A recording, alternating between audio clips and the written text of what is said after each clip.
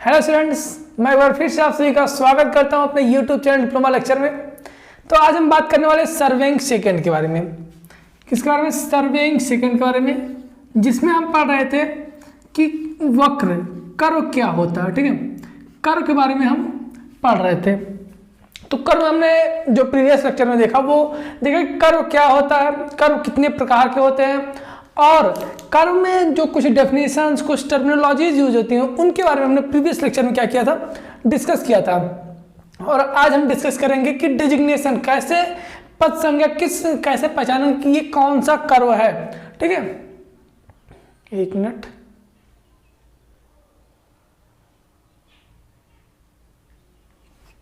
ठीक है, तो आज हम पढ़ेंगे डेजिग्नेशन ऑफ कर्व के बारे में कि डेजिग्नेशन मतलब कि किस तरह से उसको पहचान कि ये कर्व कैसा है, कौन सा कर्व है, किस तरह से पहचानेंगे उसके बारे में आज हम बात करेंगे। डेजिग्नेशन मीन्स होता है पद संज्ञा।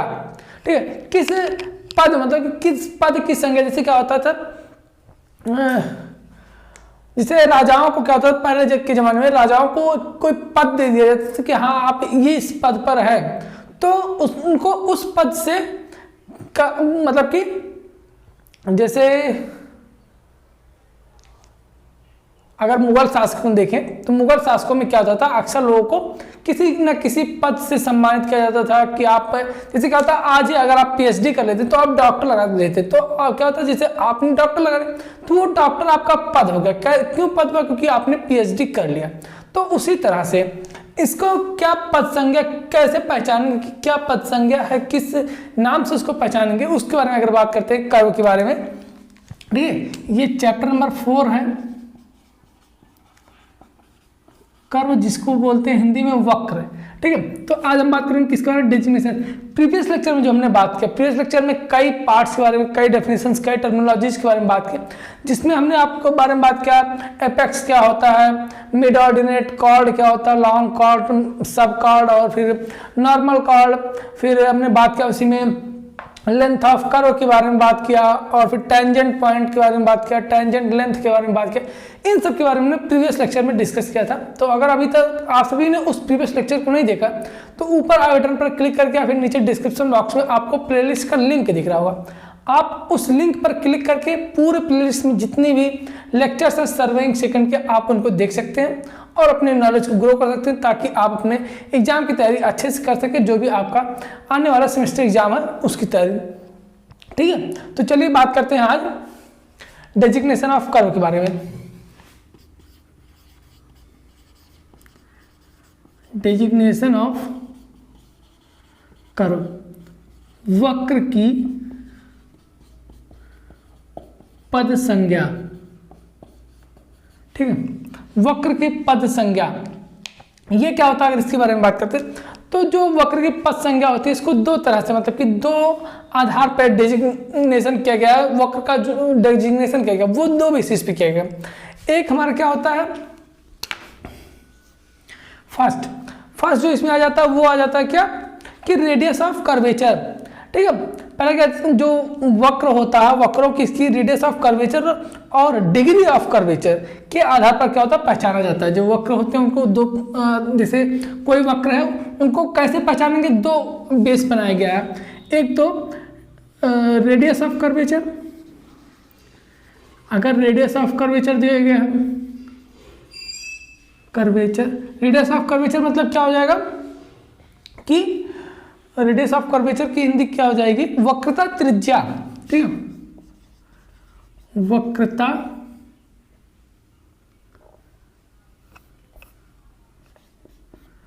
वक्रता त्रिज्या, इसको हम कैपिटल आर से प्रदर्शित करते हैं। और दूसरा क्या होता है, दूसरा होता है degree of curvature, degree of curvature, इसको हिंदी में बोलते हैं वक्रतांश,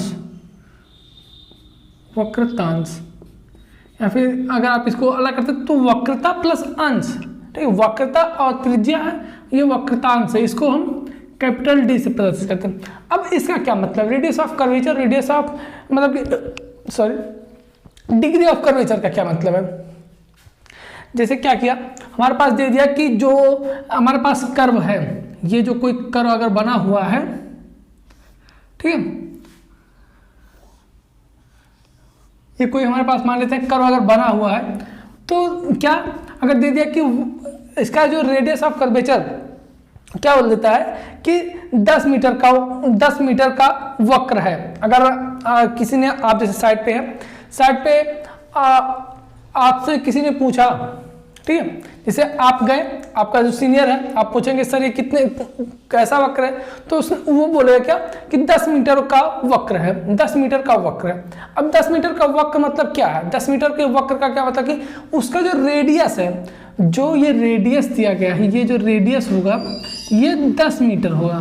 तो ये हमारा क्या रेडियस ऑफ कर्वेचर कहलाता है। और अगर बोल दिया कि 10 डिग्री का कर्वेचर है, सॉरी 10 डिग्री का वक्र है, 10 डिग्री का क्या मतलब है? 10 डिग्री के वक्र का क्या मतलब होता है कि इसके चाप जो केंद्र होता है, ठीक है, चाप केंद्र पर 10 डिग्री का कोण, जो इसका चाप है, ठीक, ये जो इसका चाप है, ये इसका जो सेंटर होगा, इस जो वक्र का सेंटर, जो सर्कल का सेंटर होगा, ये यहाँ पे क्या 10 डिग्री का एंगल बनाएगा। तो ये होता है इन दोनों का मतलब, रेडियस ऑफ कर्वेचर और radius of degree of curvature का ये मतलब होता है। अगर कहीं पे दे 10 मीटर का वक्र है, मतलब कि उसको जो वक्रता त्रिज्या है वो 10 मीटर है। और अगर बोलता है 10 अंश का या 20 अंश का जो वक्र है, अगर कहीं बोल दिया 20 अंश का वक्र है, तो उसका मतलब हो जाएगा कि जो चाप द्वारा जो केंद्र पर अंतरित कोण है वो 20 डिग्री या फिर 10 डिग्री होगा। ये इसका मतलब होता है रेडियस ऑफ कर्वेचर और डिग्री ऑफ कर्वेचर में, ठीक है। अगर हम डिग्री ऑफ कर्वेचर की बात करते हैं आगे, जो होता है कि रेडियस ऑफ कर्वेचर ब्रिटेन में अपनाई जाती है, जबकि अमेरिका, भारत आदि देशों में क्या होता है दूसरी पद्धति, मतलब कि डिग्री ऑफ कर्वेचर अपनाया जाता है। जैसे क्या होता है जो इंडिया में अडॉप्ट किया जाता है, इंडिया में कौन सा अडॉप्ट किया जाता है? इंडिया में जनरली ये degree of curvature, India, America, इन सब जगह क्या डिग्री ऑफ कर्वेचर अडॉप्ट किया जाता है। मतलब कि जो डिग्री होता है, जो केंद्र पर अंतरित कोण होता है, इसके द्वारा इसको डेजिग्नेशन किया जाता है, इसका डेजिग्नेशन किया जाता है। लेकिन अगर ब्रिटेन की बात करें, जो यूके है, यूनाइटेड किंगडम की बात करते हैं, तो वहाँ पे क्या रेडियस ऑफ कर्वेचर अडॉप्ट किया जाता है, ठीक है। ये आप याद रखिए। फिर अगर बात करते हैं किसकी डिग्री ऑफ कर्वेचर की बात करते हैं, ठीक है, जो वक्रता अंश या फिर वक्रता की डिग्री होती है, ये निम्न 2 प्रकार से क्या होता है परिभाषित की जा सकती है। डिग्री ऑफ कर्वेचर की अगर बात करते हैं, ठीक है, किसकी डिग्री ऑफ कर्वेचर की बात करते हैं,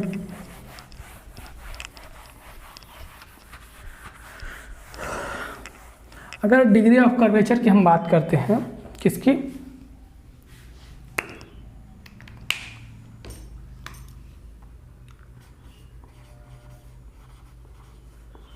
डिग्री ऑफ कर्वेचर, क्योंकि क्या होता है हमारी इंडिया में ही डिग्री ऑफ कर्वेचर ही यूज किया जाता है, डिग्री ऑफ कर्वेचर ही अडॉप्ट किया जाता है, इसीलिए हम डिग्री ऑफ कर्वेचर के ही बारे में ज़्यादातर पढ़ेंगे, ठीक है। हमको रेडियस ऑफ कर्वेचर के बारे में बहुत ज़्यादा पढ़ने की जरूरत नहीं पड़ती।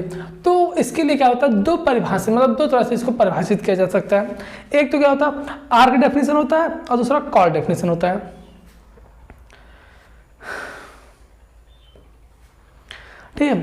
एक क्या होता है आर्क डेफिनेशन होता है, फर्स्ट अगर इसी में लिख लें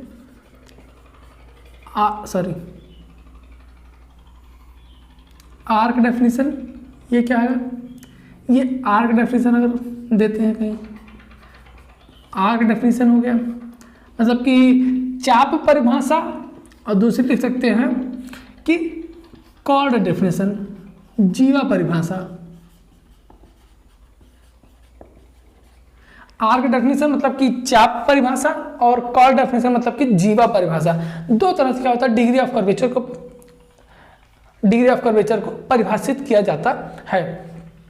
अब आर्क डेफिनेशन क्या होता है और चाप परिभाषा क्या होता है, मतलब कि कोई वक्र है, इसके चाप द्वारा, ठीक है, इसके चाप द्वारा जो केंद्र पर कोण अंतरित होगा, ठीक है, उसको क्या होगा, उसको क्या बोलते हैं आर्क डेफिनेशन बोलते हैं। जैसे क्या होता है अगर 30 मीटर का कोई चाप है, क्या है, अगर देख लेते हैं कि एक निर्धारित लंबाई मान लेते हैं 30 मीटर वाली चाप, ठीक है, क्योंकि क्या होता है जो मीटर हमारी चेन लेंथ आती है, जो चेन लेंथ आती है वो जनरली 20 मीटर और 30 मीटर में आती है, जो चेन की लंबाई होती है 20 मीटर 30 मीटर में जनरली आती है, ठीक है। तो अगर मान लेते हैं कि एक निर्धारित लंबाई है 30 मीटर मान लेते हैं, ठीक है, हम 30 मीटर मान लेते हैं, जो 30 मीटर वाली चाप है, ठीक है, द्वारा अपने केंद्र पर जो अंतरित कोण बनाती है उससे वक्रता की डिग्री, ठीक है, वक्रता की डिग्री मतलब कि अगर चाप द्वारा केंद्र पर अंतरित कोण हो रहा है तो वो क्या होगी, वो भी हमारा डिग्री ऑफ कर्वेचर कहलाएगा, लेकिन वो आर्क डेफिनेशन होता है। आर्क डेफिनेशन होता है किसका, डिग्री ऑफ कर्वेचर का। आर्क डेफिनेशन मतलब कि चाप परिभाषा होती है। लेकिन अगर बात करते हैं कि कोई जीवा है, अगर ये मान लेते हैं जीवा है, ठीक, इस जीवा द्वारा जो केंद्र पर अंतरित कोण होगा उसको भी क्या बोलते हैं, उसको भी हम डिग्री ऑफ कर्वेचर भी बोलेंगे, वक्रतांश बोलेंगे, लेकिन वो कॉर्ड डेफिनेशन है, मतलब कि जीवा परिभाषा कहलाती है, ठीक है। अब क्या होता है कि जो आर्क परिभाषा होती है वो सड़क विभाग में, इन दोनों में थोड़ा सा अंतर होता है, कहाँ पे दोनों अडॉप्ट किया जाता है। तो ये जो आर्क डेफिनेशन हमारी है, क्या ये जो आर्क डेफिनेशन है ये सड़क विभाग में, अगर कहीं हाईवे हम बना रहे तो वहाँ पे, और जो जीवा परिभाषा होती है वो रेलवे में अडॉप्ट की जाती है, ये रोड में अडॉप्ट की जाती है आर्क डेफिनेशन, और ये क्या होता है, ये रेलवे में अडॉप्ट किया जाता है जब भी हमको कर्व लगाने की जरूरत पड़ती है, ठीक है। तो ये आप याद रखिएगा, इतना आप याद रखिएगा। ये किसकी बात है, डिग्री ऑफ कर्वेचर और degree of radius of curvature के बारे में। अब अगर कुछ बात करते हैं कि डिग्री ऑफ कर्वेचर और रेडियस ऑफ कर्वेचर में अगर हम संबंध देखते हैं, जिसे क्या क्या हमने डिग्री ऑफ कर्वेचर पर अगर हमको क्या किया, जैसे क्या होता है अडॉप्ट, तो हमारे यहाँ क्या किया जाता है डिग्री ऑफ कर्वेचर है, लेकिन अगर हमको दे दिया गया कि रेडियस जो है वो 10 मीटर है तो उसका डिग्री ऑफ कर्वेचर कितना होगा हमको ज्ञात करना पड़ेगा, क्योंकि ये क्या था हमारे यहाँ डिग्री ऑफ कर्वेचर ही अडॉप्ट किया जाता है। तो अगर हमको रेडियस दिया तो डिग्री ऑफ कर्वेचर हमको ज्ञात करने की जरूरत पड़ेगी। तो इन दोनों में क्या रिलेशन होता है जिससे हम ज्ञात करते हैं कि रेडियस अगर दिया गया, रेडियस ऑफ कर्वेचर दिया गया तो डिग्री ऑफ कर्वेचर कैसे ज्ञात करेंगे, और अगर डिग्री ऑफ कर्वेचर दिया गया तो रेडियस ऑफ कर्वेचर ब्रिटेन वाले कैसे ज्ञात करेंगे, ठीक है। तो इनके बारे में हम बात कर लेते हैं कि इन दोनों में क्या रिलेशन होता है, क्या अंतर होता है इन दोनों में, उसकी बात अब हम कर लेते हैं, ठीक है। मतलब कि relation between degree of curvature and radius of curvature.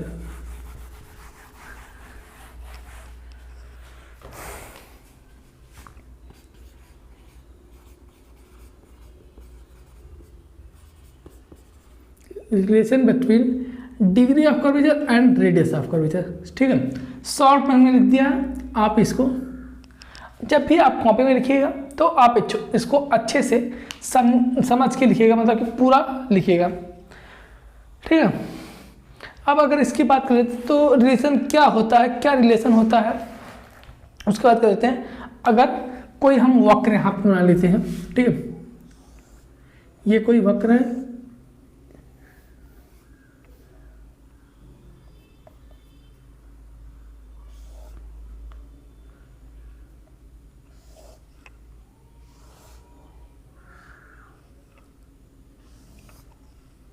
ठीक है, ये कोई वक्र बना हुआ है, ठीक है, ये कोई वक्र बना हुआ है। अगर इसका कुछ पॉइंट्स दे देते हैं, ठीक है,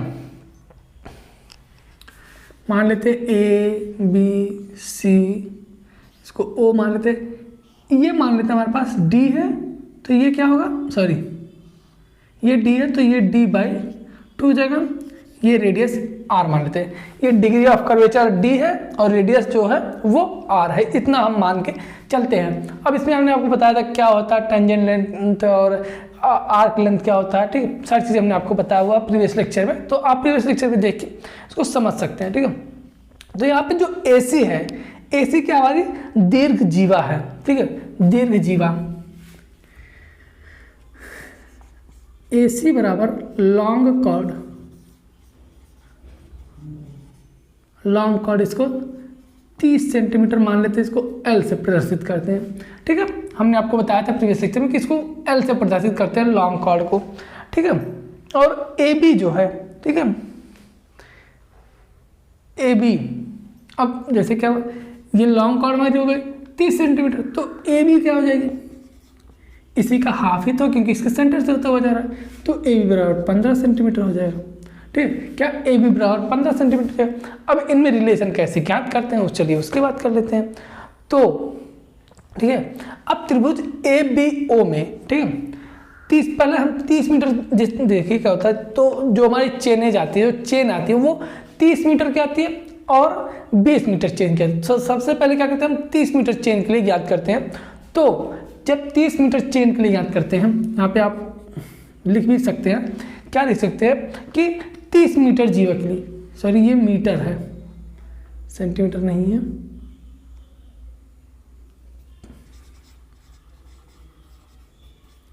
एक चेन लेंथ के बराबर हम इसको मान रहे हैं, ठीक है। 30 मीटर जीवा के लिए आप इसको ऐसे, जैसे हम लिख रहे हैं आप इसको सेम टू सेम वैसे कॉपी में लिखेंगे, ठीक है। तो 30 मीटर जीवा के लिए क्या हो जाएगा, त्रिभुज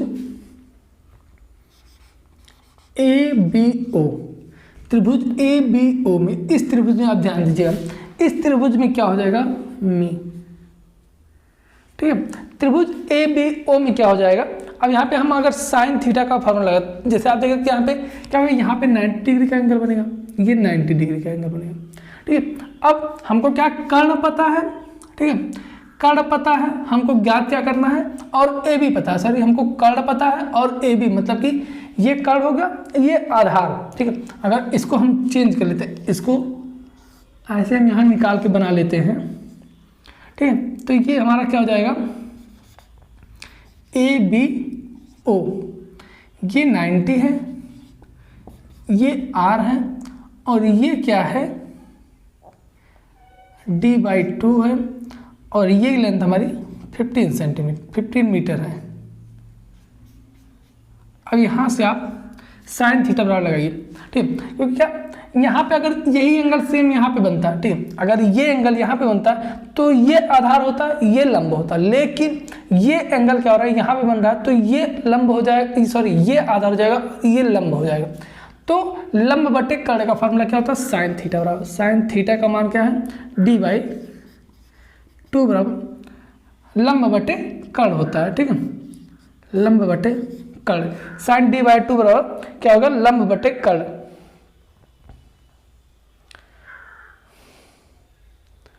ठीक है।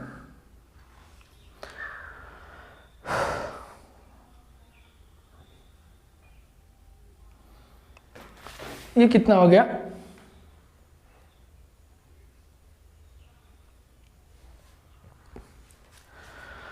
अब अगर हम देखते हैं, क्योंकि क्या है, जो साइन D/2 है, जो साइन D/2 है ये बहुत छोटा है, ठीक है, साइन D/2 जो है ये बहुत छोटा है, इसलिए हम इसको लिख लेते हैं क्या,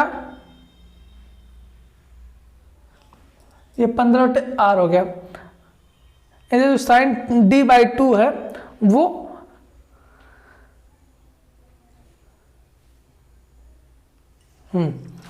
ये चूंकि क्या है, साइन D/2 जो है यहाँ पे बहुत छोटा है, लिख सकते हैं आप, चूंकि साइन D/2 बहुत छोटा है, इसलिए साइन D/2 बराबर D/2, ठीक है।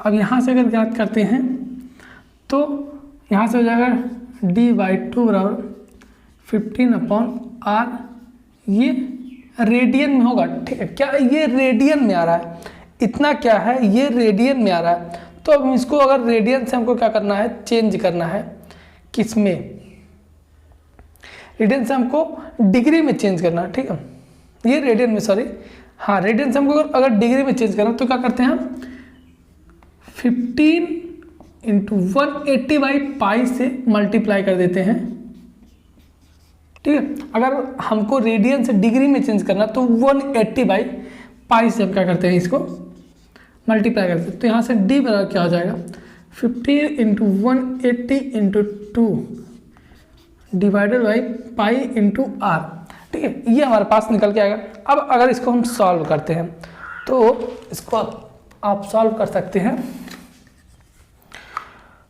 तो 15 × 180 × 2 और डिवाइड में क्या करेंगे, पाई, तो ये लगभग आएगा 1718.87 डिवाइडेड बाई r, और इसको अप्रॉक्सीमेट 1720 डिवाइडेड बाई r निकाल के हम मान के चलते हैं। ये क्या होगा हमारा definition, sorry degree of curvature निकल के आता है 1720/r, इतना निकल के आता है। ठीक है, आप इसका स्क्रीनशॉट एक बार ले लीजिए। फिर हम बात करते हैं, अगर ऐसे क्या करते हैं, हमको 20 मीटर चेन के लिए याद करना है। ठीक है, 20 मीटर चेन के लिए याद करना तो बहुत आसान हो जाता है, कैसे उसको देखते हैं। ठीक है, इतना आपने नोट कर लिया होगा। अब इसको मिटाते हैं और यहाँ पे लिखते हैं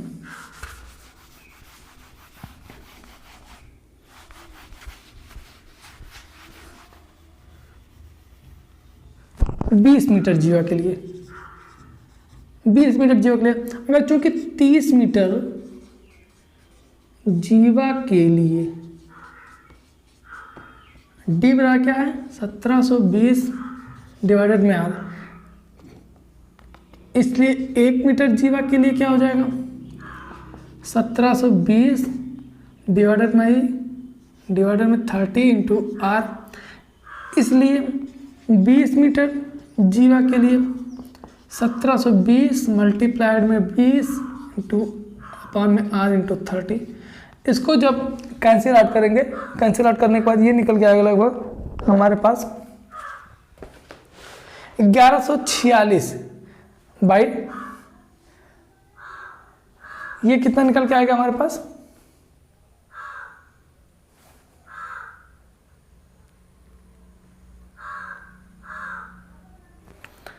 1146 डिवाइडेड में आर डी बराबर, ये इतना निकल के हमारे पास आता है। यहाँ से आज आप चाहे याद कर सकते हैं 1146/d। ये फार्मूला ये तो नहीं, अगर 20 मीटर चेन के लिए उतना जरूरी नहीं है, लेकिन 30 मीटर चेन के लिए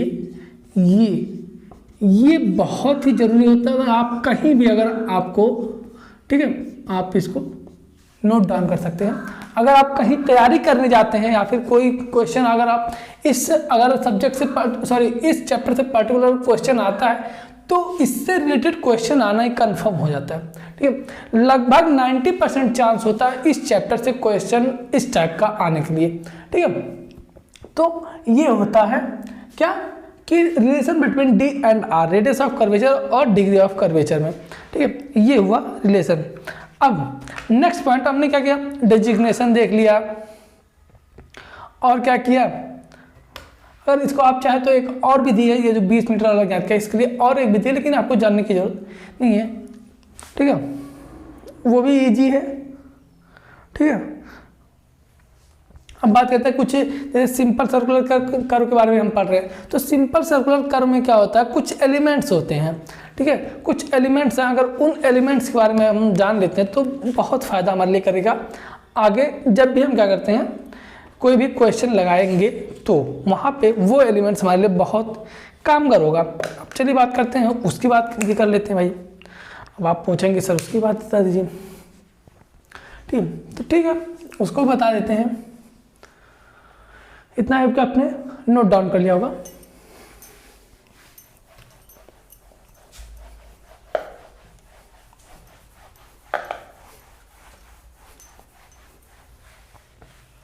ठीक है, यहाँ से इसको थोड़ा सा इरेज करते हैं।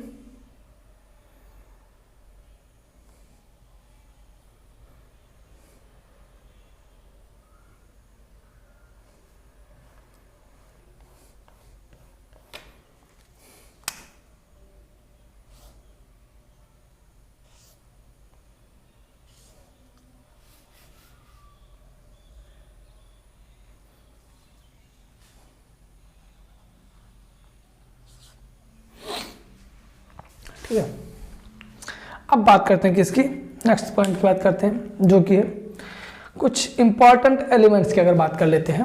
ठीक है, कौन कौन से एलिमेंट्स होते हैं। ठीक है, सबसे पहले तो आप लोग हेडिंग बना लीजिए कि इस फिगर को थोड़ा सा हम और बढ़ाते हैं। ठीक है, इस फिगर को थोड़ा सा और बढ़ाते हैं।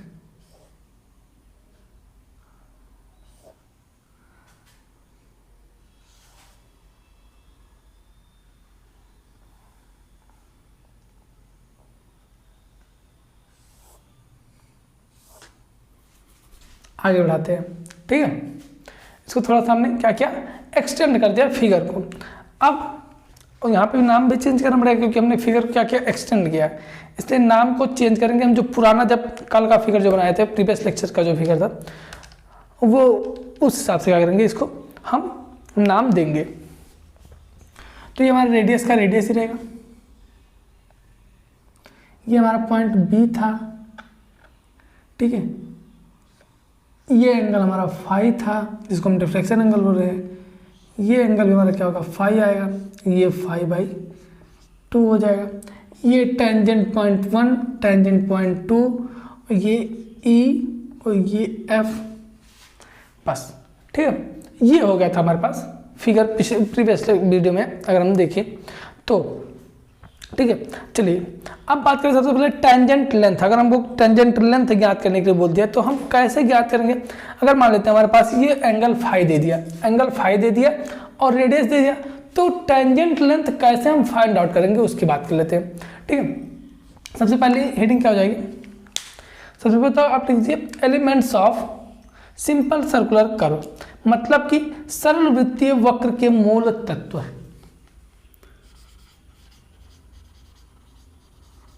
Elements of simple circular, elements of simple circular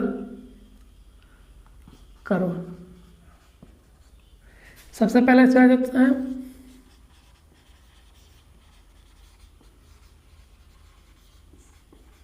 tangent length.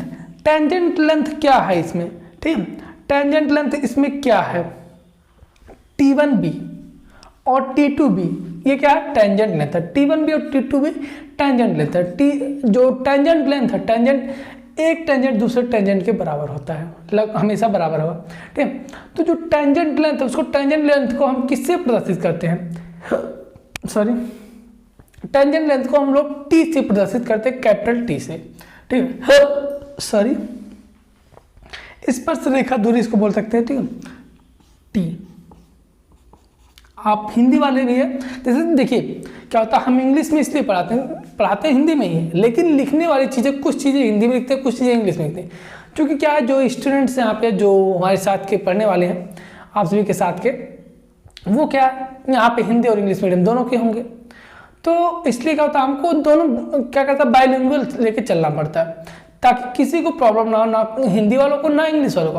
अगर किसी को कोई प्रॉब्लम होती भी है तो आप कमेंट, नीचे कमेंट बॉक्स खुला हुआ, आप कमेंट बॉक्स में कमेंट करके हमसे पूछ सकते हैं। वो चीज़ें तो हम आपको क्लियर करने की कोशिश पूरी करेंगे उस चीज़ की, या फिर हमारा व्हाट्सएप नंबर भी आप सभी के पास है। अगर कोई भी आपको कहीं प्रॉब्लम होती है तो आप हमसे उस पर कॉन्टैक्ट कर सकते हैं, और जो भी आपके डाउट्स हों वो आप हमसे पूछ सकते हैं, आसानी से क्लियर कर देंगे हम। ठीक है, तो अब हम यहाँ पे क्या, टेंजेंट लेंथ हमको ज्ञात करना है। T1b और T2b ये हमारे दो टेंजेंट लेंथ है।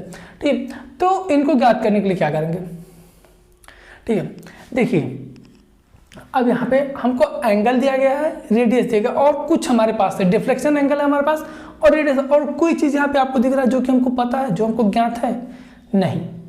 अगर हम आपसे पूछते हैं कि आपको क्या क्या यहाँ पे दिया गया है, तो आप बोलेंगे कि सर यहाँ पे हमको फाई दिया गया है, फाई दिया गया और रेडियस दिया गया, और तो कुछ नहीं दिया गया, मतलब कि डिफ्लेक्शन एंगल दिया गया और रेडियस दिया गया, तो हमको कैसे ज्ञात करेंगे। तो उसका जो फार्मूला होता है, अगर इसकी बात करते हैं तो हम क्या करते हैं, देखते हैं जो ट्रायंगल है T1BO, ये जो ट्रायंगल, ये जो बड़ा ट्रायंगल T1BO में देखते हैं, तो यहाँ पे क्या होगा, यहाँ पे ये 90 डिग्री का एंगल बनेगा। ठीक, ये 90 डिग्री का एंगल बनेगा। ठीक, जब ये 90 डिग्री का एंगल बनेगा तो ये क्या होगा, कर्ण हो जाएगी, कर्ण हो जाएगी, और ये क्या होगी, लंब, और ये आधार। तो ठीक है, लंब और आधार हमको रिलेशन नहीं चाहिए था, हमको यही ज्ञात करना होती है, हमको ज्ञात है, ये भी हमको ज्ञात है। तो लंब बटे आधार का फार्मूला लगाते हैं, tan थीटा रहा। ठीक है, थीटा यहाँ पे क्या है, 5/2 हो जाएगा, तो tan 5/2 बराबर T1b डिवाइडेड बाई T1o। अब T1b हमको पता है, T1b क्या है, T1b सॉरी हमको ज्ञात करना है, T1b हम T है हमारे पास, ठीक है, और ये अपॉन में R है। और यहाँ पे अब देखते हैं चूंकि क्या है, कुछ नहीं है, ठीक है, tan π/2 हमको ज्ञात क्या करना है, ज्ञात हमको t करना है, हमारे पास रेडियस है और 5 हमको पता है, तो यहाँ से t बराबर क्या हो जाएगा, यहाँ से t बराबर हो जाएगा r tan π/2। इसको आप नोट कर लीजिए, एकदम इम्पॉर्टेंट कर लीजिएगा, ठीक है। ये होगा फर्स्ट टेंजेंट लेंथ। नेक्स्ट अगर हम बात करते हैं तो नेक्स्ट क्या, एपेक्स या फिर एक्सटर्नल डिस्टेंस, एपेक्स या फिर एक्सटर्नल डिस्टेंस। एक्सटर्नल डिस्टेंस मतलब कि जो कर्व के बाहर वाला डिस्टेंस है, ठीक है, इसको हम एपेक्स डिस्टेंस बोलते हैं, क्या, BF। ये जो एपेक्स डिस्टेंस है BF, इसको कैसे याद करते हैं, BF की डिस्टेंस कैसे याद करते हैं। अब क्या है, हमको ये डिस्टेंस पता है, ये डिस्टेंस पता है, ये डिस्टेंस हमको याद करनी है। अब ठीक है, अब क्या करते हैं, ठीक है, अब देखिए, क्योंकि जो एपेक्स डिस्टेंस है, ठीक है, इसको क्या करते हैं हम ई से प्रदर्शित करते हैं। यहीं पे लिखते हैं, नेक्स्ट पॉइंट डालते हैं दूसरा, एपेक्स डिस्टेंस, जिसको हम BF से यहाँ प्रदर्शित किए हैं और जिसको हम ई से प्रदर्शित करते हैं। क्या करते हैं, ई से प्रदर्शित करते हैं। अब BF, BO में से क्या करेंगे हम, OF को माइनस कर देंगे, तो हमारे पास BF की वैल्यू पता चल जाएगी, ठीक है। क्या करेंगे, BF में से OF माइनस कर देंगे, E बराबर हो जाएगा BO माइनस FO। तो हमारे पास इसको लिख सकते हैं हम BF बराबर E बराबर इतना, ठीक है। अब हमको क्या, हमको BO नहीं पता है और FO नहीं पता है, ठीक है। BO क्या हो जाएगा, अब यहाँ पे देखिए, आप sec 5/2 लगा देंगे तो क्या हो जाएगा, sec 5/2 अगर लगाते हैं तो BO अपान में T1O हो जाएगा, BO अपान में T1 हो जाएगा। sec 5/2 जो लगाते हैं यहाँ पे, sec किसका होता है, cos का अपोजिट होता है। cos बराबर क्या होता है, आधार बटे कर्ण, तो sec बराबर क्या हो जाएगा, कर्ण बटे आधार, और यहाँ पे कर्ण क्या है, कर्ण है BO और आधार क्या हो जाएगा T1O। BO क्या करना, T1O हमारे पास दिया गया है R, ठीक है। तो यहाँ से क्या हो जाएगा, sec 5/2 बराबर BO अपॉन में T1O, और बराबर अगर करते हैं तो क्या हो जाएगा, BO अपॉन में R, BO अपॉन में R। तो यहाँ से क्या करते हैं हम,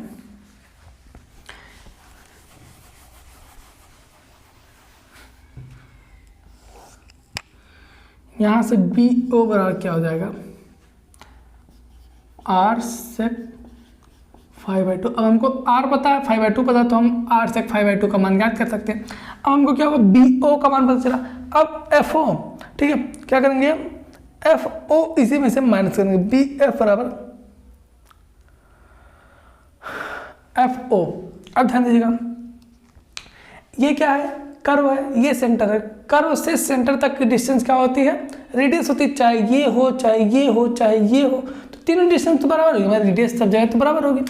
तो FO बराबर क्या हो जाएगा, FO बराबर T1O बराबर R हो जाएगा, ठीक है। तो क्या हो जाएगा, BF बराबर क्या हो जाएगा, BF बराबर BO R sec 5/2 minus R हो जाएगा। अब यहाँ से क्या करते हैं हम, R कॉमन कर लेते हैं, तो क्या हो जाएगा, sec 5/2 माइनस 1। मोस्ट इंपॉर्टेंट, ठीक है, आप इसको नोट डाउन कर सकते हैं, ठीक है, आप इसको नोट डाउन कर सकते हैं आसानी से। सारी चीजें आप देख दीजिएगा, यहाँ पे रेडियस ऑफ 5 के टर्म में हमको निकालना, मतलब क्योंकि क्या आपको यहाँ पे रेडियस दिया गया है, रेडियस ऑफ कर्वेचर, और 5 डिफ्लेक्शन एंगल दिया गया है, तो इन दोनों के बिहाफ पे क्या करना, हमको सारा जो फॉर्मूला होगा इन्हीं दोनों के टर्म में होगा। एंगल बाकी सेक हो, कॉस हो, टेन हो, साइन हो, कॉसेक हो, कॉट हो, उससे नहीं मतलब हो, उन सारे वैल्यूज हम ज्ञात कर लेंगे क्योंकि हमको सारे वैल्यूज पता, हमने 9th-10th में पढ़ा हुआ ट्रिग्नोमेट्री में, तो हम सारा वहाँ से फाइंड आउट कर सकते हैं। तो हमको सारी जो वैल्यूज है वो फाई और आर के टर्म में लेके आना है, चाहे जैसे। ठीक, अरे मतलब गलत करके नहीं, चाहे जैसे मतलब। ठीक, आप इसको स्क्रीनशॉट लीजिए, आप नोट डाउन कर लीजिए। ठीक, जिसको अगर कम समझ में आ रहा तो एक बार वीडियो को रिवाइज करके फिर से देखिएगा तो आपको समझ में आ जाएगा अच्छे से। ठीक, ये दो चीज़ों के बारे में हमने देखा कि टेंजेंट लेंथ अगर हमको ज्ञात करना और एपेक्स डिस्टेंस जो कि बी एफ इस फिगर में दर्शाया गया उसको ज्ञात करने के लिए हमने दो फार्मूला देख लिया। अभी हम सारे फार्मूलों को एक तरफ से लिख दें। नेक्स्ट अगर मिड ऑर्डिनेट, अब मिड ऑर्डिनेट क्या है, सॉरी मिड ऑर्डिनेट क्या है, ऐसा मत समझिए कोई याद कर रहा है, ऐसा नहीं होता कि हमेशा मतलब कि हिचकी आने का मतलब कि कोई याद कर रहा हो, होता है कभी होता है। ठीक है, बाकी आप लोग समझदार हैं, चलिए कोई बात नहीं। अब हम बात करते हैं मिड ऑर्डिनेट। मिड ऑर्डिनेट यहाँ क्या होता है कि हमने आपको डेफिनेशन क्या बताई थी मिड ऑर्डिनेट से कि जो जीवा है कॉर्ड के सेंटर से जो कर्व है, कर्व के सेंटर तक की डिस्टेंस को क्या बोलते हैं, मिड ऑर्डिनेट बोल देते हैं। तो मिड ऑर्डिनेट यहाँ पे क्या है, ई एफ है। थर्ड, अगर हम मिड ऑर्डिनेट की बात करते हैं ई एफ, ई एफ इसको हम एम से प्रदर्शित करते हैं। ठीक है, एम से प्रदर्शित करते हैं। तो मिड ऑर्डिनेट अगर हमको ज्ञात करना है, अब देखिए यहाँ पे मिड ऑर्डिनेट ई एफ है, अगर हम चाहे बी ई में से बी एफ माइनस कर दें या फिर एफ ओ में से क्या कर दें ई ओ माइनस कर दें। एफ ओ हमको पता है आर, ई ओ हमको ज्ञात करना है, तो ई ओ ज्ञात करने के लिए ये ट्रायंगल हम लेते हैं, T1 ई ओ ट्रायंगल लेके ये हो जाएगा कर्व, ये हो जाएगा ये आधार और ये सॉरी ये आधार और ये बेस हो जाएगा, तो सॉरी लंब हो जाएगा, बेस एंड परपेंडिकुलर। ठीक है, तो क्या करते हैं यहाँ पे सबसे पहले क्या करते हैं, एम बराबर क्या हो जाएगा, ई एफ बराबर एफ ओ माइनस ई ओ। हमको ई ओ ज्ञात करने की जरूरत है, तो ट्रायंगल T1 ई ओ, T1 ई ओ में cos 5/2, अब ध्यान दीजिए cos 5/2 लगाया जाए तो cos 5/2 क्या होगा, ई ओ अपॉन में T1 ओ। ई ओ cos बराबर क्या होता है, अरे लाल बट्टे कक्का आपने पढ़ा होगा, तो लंब बट्टे आधार हो जाएगा, सॉरी लंब बट्टे कट हो जाएगा। तो अब यहाँ पे लंब क्या है, ई ओ, हमने आपको बताया लंब क्या है, ई ओ, तो लंब ई ओ हो गया, T1 ओ क्या है, ये कट हो गया, तो यहाँ से क्या होगा हमारा ये रिलेशन निकल के आता है। हमको T1 ओ पता है आर, ई ओ अपॉन में आर cos 5/2, यहाँ से ई ओ हमको निकल के आ गया आर cos 5/2। अब हमको एफ ओ पता है तो एम बराबर ई एफ बराबर हो जाएगा F O R minus R cos 5/2। तो यहाँ से हमने आर कॉमन कर लिया तो बचा 1 माइनस cos 5/2, ये हमारे पास क्या फॉर्मूला निकल के आ गया। ठीक है, आपको दिख रहा होगा आइयो, आप इन सब फार्मूलों को स्टार मार्क करके रखिएगा क्योंकि ये फार्मूले बहुत इंपॉर्टेंट हो जाते हैं आप सभी के लिए। ठीक है, चलिए नेक्स्ट बात कर लेते हैं। ये समझ में आया आपको ना कैसे निकल के आ रहा है, आप एक बार देख लीजिएगा। ठीक है, फिर अगर बात करते हैं लेंथ ऑफ कर्व, हमको क्या करें, लेंथ ऑफ कर्व क्या है, T1 F T2, ये हमारा लेंथ ऑफ कर्व जिसको हम स्मॉल l से प्रदर्शित करते हैं। T1 F T2 ये क्या है, लेंथ ऑफ कर्व।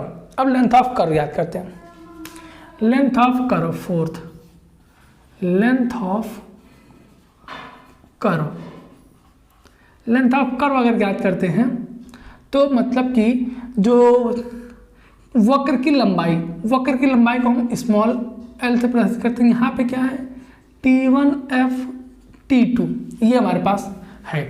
अब लेंथ ऑफ कर्व क्या होता है, आपने एक फॉर्मूला पढ़ा होगा 7th 8th में भी पढ़ा होगा, चाप बराबर कोण बराबर चाप बटे त्रिज्या।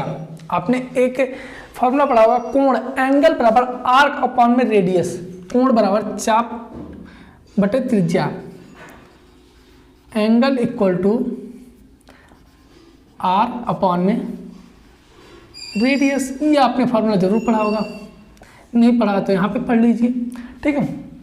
ये अब यहाँ पे क्या होता है, एंगल क्या है, एंगल क्या है हमारे पास फाई है, एंगल हमारे पास फाई, आर्क क्या है, ये आर्क है जिसको हम एल से प्रदर्शित कर रहे हैं, रेडियस क्या है, ये आर है। अब ये हमारे क्या रेडियन में है, ध्यान दिए। अब इसको क्या करना है, हमको डिग्री में चेंज करना है, डिग्री में चेंज करने के लिए 180 बाई पाई से मल्टीप्लाई कर देंगे। अब इसमें क्या करेंगे, 180 बाई पाई से जब मल्टीप्लाई करेंगे, 180 डिवाइडेड बाई पाई, तो हमको क्या एल ज्ञात करना है, एल ज्ञात करने क्या करेंगे, pi pi R phi divided by 180 equal to L. Formula निकल के आ गया, ठीक है। आप इसको नोट डाउन कर लीजिए। कैसे आया आपको समझ में आ रहा ना, हमने क्या फॉर्मूला पढ़ा है कि कोण बराबर चाप बटे त्रिज्या, कोण बराबर कोण जो है चाप और बटे में त्रिज्या, तो क्या हो जाएगी, कोण हमारे पास फाई है, एल अपॉन में आर, इसको रेडियन में, रेडियन को हमने डिग्री में चेंज किया तो इतना निकल के आ गया, ठीक है। ये क्या हुआ, लेंथ ऑफ कर्व होगा। अब अगर हमको लेंथ ऑफ कर्व हमको पता, अब लेंथ ऑफ इसकी जरूरत पड़ेगी, लेंथ ऑफ कॉर्ड की जरूरत पड़ेगी ना। अरे भाई जीवा की जरूरत आपको नहीं पड़ेगी। जब भी आप कोई क्या करते हैं कर्व बनाए नहीं जाएंगे, कहीं रोड का कर्व हुआ, रेलवे का कर्व हुआ, वहाँ पे जब आप कर्व बनाने जाएंगे तो आपको जाहिर सी बात है कॉर्ड की जरूरत पड़ेगी, जीवा की जरूरत पड़ेगी, ठीक। तो जीवा क्या हो जाएगा, जीवा की लंबाई तो हमको जरूरत पड़ेगी।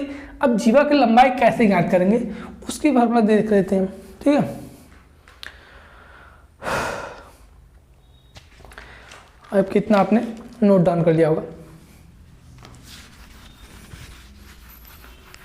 समझ में आ रहा है ना आप सभी को, तब अच्छी बात है। क्योंकि आप लोग सामने तो है नहीं, हमारे सामने होते तो फिर बात ही अलग होती। अब क्या करते हैं हम, लेंथ ऑफ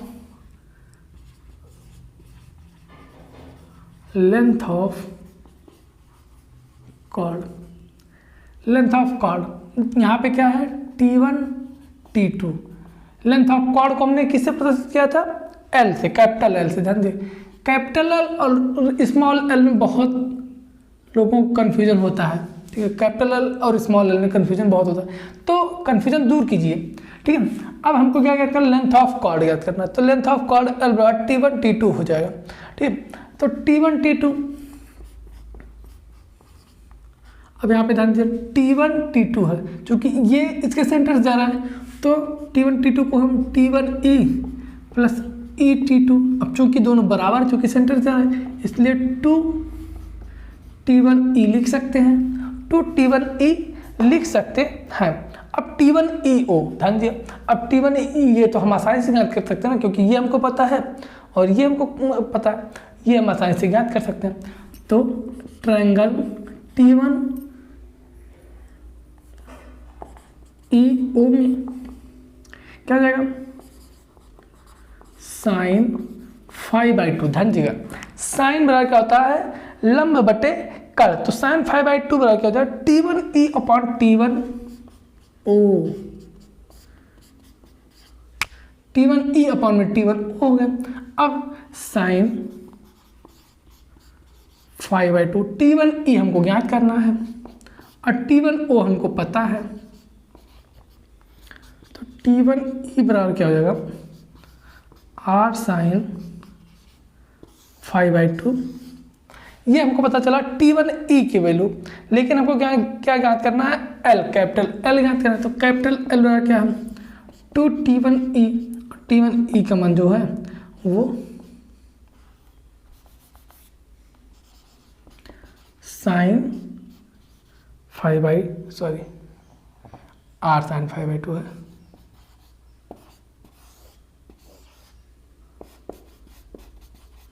ये लेंथ ऑफ कार्ड का मान निकल के आ गया। ठीक है, आप देख रहे हैं सारी चीजें आर मतलब कि रेडियस और सारी चीजें क्या फाई, आर और फाई के टर्म में सारी चीजें आ गई। अब सभी फार्मूलों को क्या करते हैं हम एक तरफ से एक बार लिख के और रिवाइज कर लेते हैं। ठीक है, ये आई होप के आपको समझ में आया होगा। ठीक है, अब चलते हैं एक बार देख लेते सारा, बस ये 5 फार्मूले थे, पांचों आप याद रखिएगा। ठीक है, सबसे पहला फार्मूला क्या हमने पढ़ा, सबसे पहला फार्मूला हमने पढ़ा टेंजेंट लेंथ T बराबर R tan φ/2 फर्स्ट। सेकंड, ये तो हमने टेंजेंट लेंथ का पढ़ा T बराबर R tan φ/2। सेकंड हमने पढ़ा एपेक्स डिस्टेंस, जिसको हम एक्सटर्नल डिस्टेंस E से प्रदर्शित करते हैं, E बराबर R sec φ/2 -1। ये हमने पढ़ा। थर्ड की अगर बात करते हैं, थर्ड हमने क्या पढ़ा, जो थर्ड हमने पढ़ा वो पढ़ा मिड ऑर्डिनेट। मिड ऑर्डिनेट क्या होता है, उसको क्या हमने पढ़ा फॉर्मूला, आप लोग साथ साथ में हमारे साथ रिवाइज करते चलिए, खुद से एक बार कॉपी में लिखते चलिए। ठीक है, जो m बराबर हमने पढ़ा वो पढ़ा r इंटू 1 माइनस कॉस φ/2, ये हमने पढ़ा। फोर्थ हमने क्या पढ़ा, ये तो तीन हमने पढ़ा, tangent length, apex distance, mid ordinate, और जो फोर्थ हमने पढ़ा लेंथ ऑफ कर्व के बारे में, जिसको हम स्मॉल l से प्रदर्शित किए। ठीक, स्मॉल l बराबर क्या हमारा फॉर्मूला निकल के आया, वो निकल के sorry pi R phi divided by क्या, pi R phi divided by 180। ये हमने पढ़ा क्या, length of curve small l। Fifth हमने क्या पढ़ा, दिख रहा है ना आपको, हाँ ठीक है। फिफ्थ हमने जो पढ़ा वो कैपिटल L पढ़ा, और कैपिटल L का क्या फॉर्मूला निकल के आया हमारे पास, 2r sin φ/2। ये पांचों फार्मूले पंच तत्व, इनको पंच तत्व फार्मूले के नाम से आप याद कर सकते हैं। ठीक है, क्योंकि ये फार्मूले बहुत इंपॉर्टेंट होते हैं। छित जल पावक गगन समीरा। ठीक है, पंच तत्व कौन से होते हैं, छित जल पावक गगन समीर। मतलब छित मतलब पृथ्वी, जल मतलब पानी, पावक मतलब अग्नि, गगन मतलब आसमान, और समीर मतलब हवा। ठीक है, तो ये 5 फार्मूलों का आप पंच तत्व फार्मूलों के नाम से याद रख सकते हैं। पंच तत्व, इस नाम से आप इन फार्मूलों को याद रख सकते हैं। ठीक है, तो ये हुए। अब इन पे हम काज क्वेश्चन देख लेते हैं ताकि आपको समझ में आ जाए।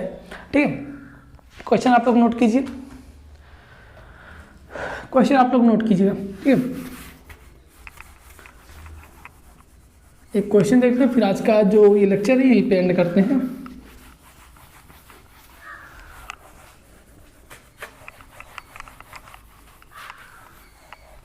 आप लोग भाई ज़्यादा से ज़्यादा लोगों को जोड़िए, ऐसे थोड़ी ना अच्छा लगता है, बताइए। अकेले अकेले कौन पढ़ता है यार, गलत बात है ना। कहाँ बेईमानी करते हो हमारे साथ आए। देखिए क्वेश्चन आप लोग नोट कीजिए। क्वेश्चन कह रहा है एक सरल वक्र की त्रिज्या 450 मीटर है, जो सिंपल कर्व उसकी रेडियस जो दिया गया है 450 मीटर दिया गया। आर बराबर दिया गया 450 मीटर। ठीक है, और क्या करा, यदि स्पर्श रेखाओं के प्रतिच्छेदन बिंदु की जरीबी दूरी, ठीक है, चेनेज लेंथ दिया गया, ठीक है, chainage of point of intersection दिया गया। ठीक है, जो दिया गया क्या, प्रतिच्छेदन बिंदु की जरीबी दूरी, मतलब कि chainage length of point of intersection दिया गया है। ये chainage of point, chainage of point of intersection, ये 945 मीटर दिया गया है। ठीक है, नेक्स्ट क्या दिया गया है कि प्रतिच्छेदन कोण, इंटरसेक्शन एंगल आई बराबर दिया गया है, या फिर जिसको हम आई बराबर दिया गया है, आई इंटरसेक्शन एंगल दिया गया 120 डिग्री। अभी हमको क्या फाई ज्ञात करना। आप एक चीज ध्यान दीजिए, जब भी आप क्वेश्चन सॉल्व कीजिए ना, वहां पे ये ध्यान दीजिए कि फाई दिया गया या फिर आई दिया गया, आई फाई आई फाई आई फाई, ठीक है। तो जो अगर इंटरसेक्शन एंगल दिया गया तो हमको फाई निकालने की जरूरत पड़ेगी, और फाई दिया गया तो बात ही क्या बात है, फिर तो मजे ही मजे है ना। तो हम ये देखेंगे क्या फाई दिया गया या फिर आई दिया गया, इंटरसेक्शन एंगल दिया गया या फिर डिफ्लेक्शन एंगल दिया गया, उसको हम नोट करेंगे यहाँ पे, जैसे कि इंटरसेक्शन एंगल दिया गया। तो अब क्या करा है, इसमें स्पर्श रेखा की लंबाई ज्ञात कीजिए, वक्र की लंबाई ज्ञात कीजिए, दीर्घजीवा की लंबाई ज्ञात कीजिए, और डिग्री ऑफ कर्वेचर की ज्ञात कीजिए, ठीक है। ये ज्ञात करना है, ठीक है। तो चलिए अब ज्ञात करते हैं, एक एक पॉइंट्स को क्या करते हैं हम नोट डाउन करते हैं और ज्ञात करते हैं। सबसे पहले क्या पूछ रहा हमसे, स्पर्श रेखा की लंबाई टी टेंजेंट लेंथ हमसे पूछ रहा है। टेंजेंट लेंथ का हमने अभी जस्ट फार्मूला पढ़ा r sin φ/2। सबसे पहले तो हमने क्या फाई ज्ञात करनी है, क्योंकि हमने पढ़ा है जो फार्मूला, सारे फार्मूला पढ़े हैं वो आई और फाई के टर्म में पढ़े हैं। तो यहाँ पे हमको r तो दिया गया और फाई नहीं आई दिया गया है। अब इसको हम चेंज करेंगे फाई के रूप में, ठीक है। तो फाई कैसे ज्ञात करेंगे, अब देखिए, अब सबसे पहले देखिए आप कि आई क्या था और फाई क्या था। ये क्या था, फाई था, और ये क्या था, आई था। सॉरी,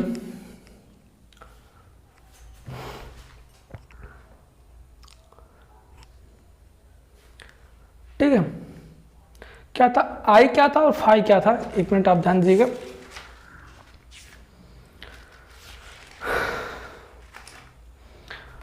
आप लोग तब तक फाइंड आउट कीजिए, एक मिनट कुछ चीज़ हम चेक करते हैं। एक चीज़,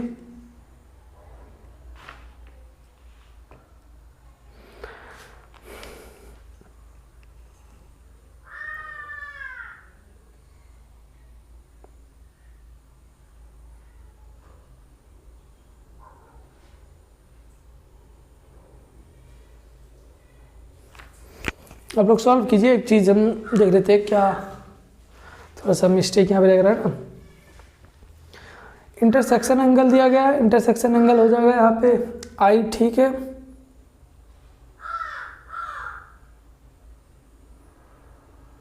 हमको फाई ज्ञात करना, डिफ्लेक्शन एंगल।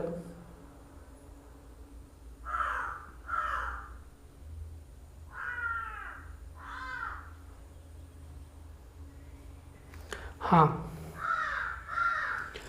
तो क्या करते हैं, अगर 180 डिग्री देखिए, अगर हम इसको अल्फा से प्रदर्शित करते हैं, अल्फा से इसको प्रदर्शित कर देते हैं, अल्फा बराबर क्या होता है 180 डिग्री माइनस अगर फाई कर देंगे तो क्या होगा हमारे पास अल्फा, मतलब कि इंटरसेक्शन एंगल निकल के थे। लेकिन इसी को अगर हम पलट देते हैं, फाई बराबर 180 माइनस अल्फा कर देते हैं तो हमारे पास क्या फाई का मान निकल के आ जाता है। तो यहाँ पे हमको फाई ही ज्ञात करना है, तो फाई बराबर क्या हो जाएगा, यहाँ से फाई बराबर 180 degree minus alpha, 180 minus 120 equal to 60 degree. ये फाई का मान निकल के आ गया 60 डिग्री। अब हमको क्या, सबसे पहला tangent length, tangent length T बराबर R tan phi by two, R 450 और tan phi 60 by two 30 degree हो जाएगा। अब टेन 30 डिग्री का मान आप लोग बताइएगा, टेन 30 डिग्री का मान कितना होता है वो आप लोग हम जरूर बताइएगा। इसको आप सॉल्व कीजिए कैलकुलेटर में, सॉल्व करने पे आएगा 259.83, 259.83 मीटर, ठीक। ये होगा टेंजेंट लेंथ। सेम इसी वे में क्या करेंगे, सेकंड, सेकंड क्या बोल रहा है, सेकंड बोल रहा है कि वक्र की लंबाई एल बराबर स्मॉल एल, ठीक है, pi R phi by 180, small L ज्ञात करना, pi R phi by 180। Pi का मान आप जानते हैं, पाई, आर का मान दिया गया 450 और फाई का मान दिया गया है 60, और अपॉन में 180। इसको जब सॉल्व करेंगे, आप लोग सॉल्व करते चले, ठीक है। इसको सॉल्व करेंगे तो ये कितना आएगा, ये 471 मीटर। ये सेकंड आ गया answer, first answer, second answer. और थर्ड क्या याद करना है, थर्ड याद करें, दीर्घ जीवा की लंबाई कैपिटल एल बराबर, कैपिटल एल बराबर हमने फार्मूला पढ़ा 2r साइन 5/2, 2r का मान 450 साइन 60/2। इसको सॉल्व करेंगे तो कैपिटल एल बराबर क्या निकल के आएगा, ये आएगा 450 मीटर, 450 मीटर, ठीक है। अब नेक्स्ट अगर इसमें देखते हैं, ये थर्ड आंसर आ गया। अगर फोर्थ आंसर याद करते हैं तो फोर्थ पॉइंट कहते हैं डिग्री ऑफ कर्वेचर याद करना है, डिग्री ऑफ कर्वेचर, डी याद करना है। हमने पढ़ा डी 1720/r। यहाँ पे देखिए क्वेश्चन में आप ध्यान दीजिएगा। अब यहाँ पे एक सरल वक्र की त्रिज्या 450 मीटर देगा, इतना इतना इतना, ठीक। यहाँ पे दिया नहीं किया कि आपको 30 मीटर की चेन यूज की गई है या फिर 20 मीटर की चेन यूज की गई, तो आप 1720/r याद कीजिए, 1720/450। अब ये कितना आएगा इसको देखते हैं, तो ये आ जाएगा 3 degree 49 minute 20 second, 3 degree 49 minute 20 second. ये डी निकल के आ गया, ये लास्ट आंसर है। इसमें अगर देखते हैं क्वेश्चन थोड़ा सा बड़ा और है, क्वेश्चन में कुछ और पूछा है, थोड़ा सा एक पॉइंट और पूछा है। क्या पूछा है वो, पूर्णतः उपजीवा की लंबाई जो क्या है कि सब कॉर्ड है, ठीक है। क्या पूछा है, नंबर ऑफ नॉर्मल कॉर्ड और सब कॉर्ड का मान बताना कि सब कॉर्ड की संख्या कितनी होगी और नॉर्मल कॉर्ड की संख्या कितनी होगी। तो वो हम आपको नहीं बता रहे, ठीक। वो आप अगर बताएंगे तो वीडियो बहुत लंबी हो जाएगी और बहुत ज़्यादा लंबी नहीं जानी है। हम कोशिश करेंगे नेक्स्ट लेक्चर में उसको कवर करने के लिए, ठीक है।